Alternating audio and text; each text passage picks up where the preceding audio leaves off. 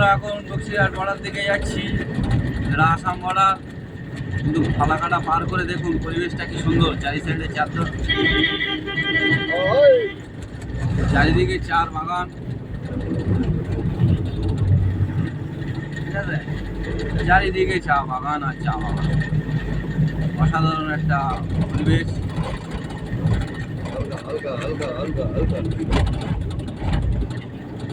এখানে ব্যারিকেড গুলো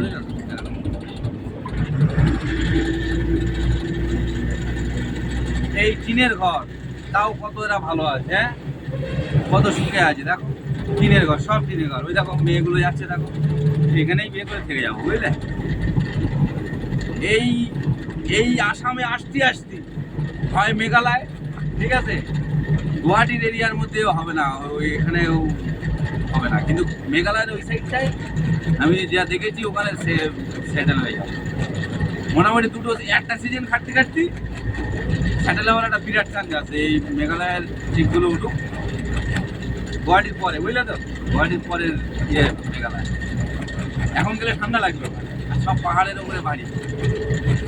হ্যাঁ, আর সত্যি ওখানে মানুষগুলো এত ভালো, ধারণা হয়।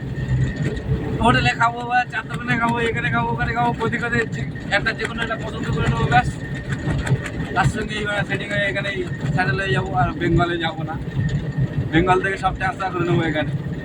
তো যাই হোক, পরিবেশটা খুব ভালো লেগেছে। আলোচনা বন্ধুর সঙ্গে করেছি, বন্ধুও রাজি হয়ে গেছে, আমি রাজি, বন্ধু রাজি, তো মিয়া বিবি রাজি, তো ক্যা করেগা কাজী, খুব তাড়াতাড়ি হয়ে যাবে। আসামে গিয়ে বেঁচে যাবো, আসাম না মেঘালয়।